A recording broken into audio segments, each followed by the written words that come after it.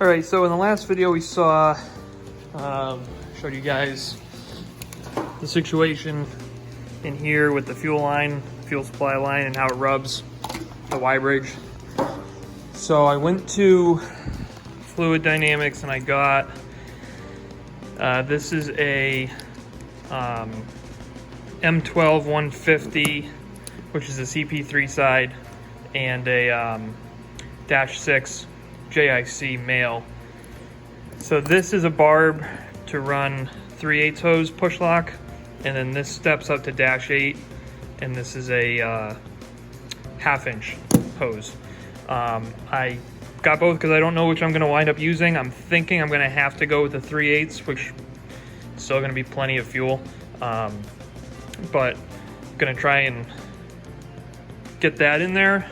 So we're going to have to pull, we're going to have to separate the intake tube from the actual Y bridge itself, which is one of the things I like about the HSP kit versus the others, is that you don't actually have to take the whole Y bridge out every time you want to work on it. So I'm gonna get to work on that.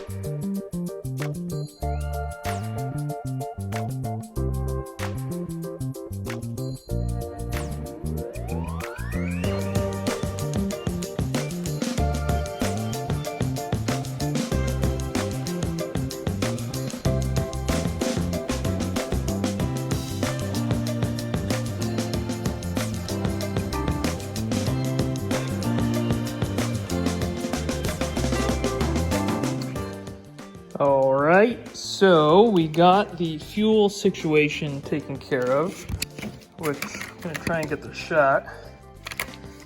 Let's see, yep, oh, look at that. Oh. So what I wound up doing was I got an M12 to -6 JIC adapter, and then a 45 to a 3/8 bar push lock. So sadly, we're gonna have to run 1/2 inch line from the filter head to the pump instead of 1/2, but it's not gonna make a lick of difference.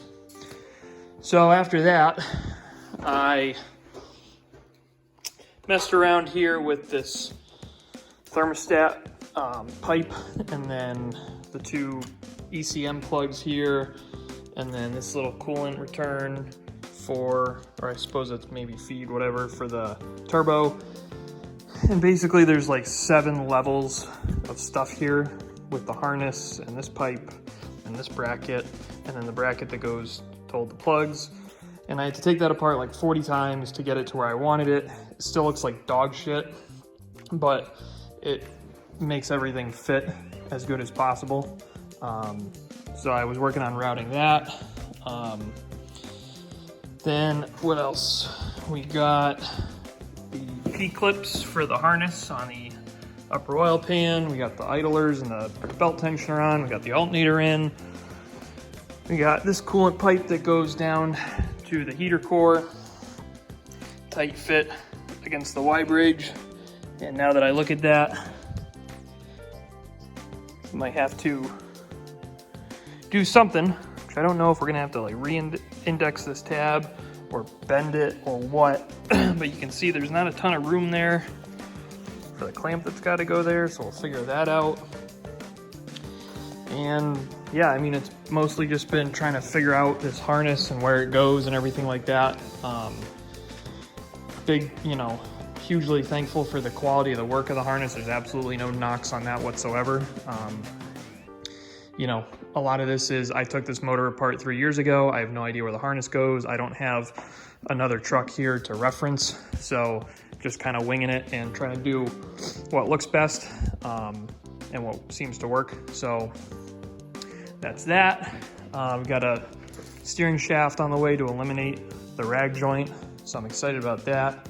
I got to figure out if I'm going to use the LBZ air compressor. Let's try that again. I got to figure out if I'm going to use the LBZ AC compressor or the 6.5 compressor, which I'm told bolts up the same. That'll be the last thing, and then we can run the belt. So just trying to chip away at it. Ordered EFI files today, so that's a big deal. So just going to keep plugging away, getting there. Plugging away at tidy up stuff. This is the Danville remote feed line for the turbo. Normally, let's see if we can get the shot. Normally, your turbo feed comes from down there in the valley. Just that little plug right there. And they feed it off of like the cam journal or something like that. And by the time the oil makes its way to the turbo, you've got hot oil pretty far from the pump and the pan. So it's just like not great supply. And I guess it's recommended to use this kit for all turbos, but especially the upgraded ones. So when I ordered the Danville 65, it came with this. I didn't know that, but regardless, we're using it. So you plug the valley and then you pull. There's a plug there in the side of the block. So that comes out and that adapts. I don't know what the block is. It's probably like M12 or something to -6. And then they supply this line. I added that 45 just to get a more favorable angle so that the line doesn't have to do as much bending. And then I was able to make use of some factory hardware for the clips, so it's all nice and out of the way. The only place it touches is here, and depending on where it all falls when it's done, I'll probably like put a piece of conduit or something around it there just for extra protection. So that's where we're at. Got to stab the AC compressor on. I'm gonna put the Duramax one on for now, and you know, that's easy enough to switch out. So we're getting there.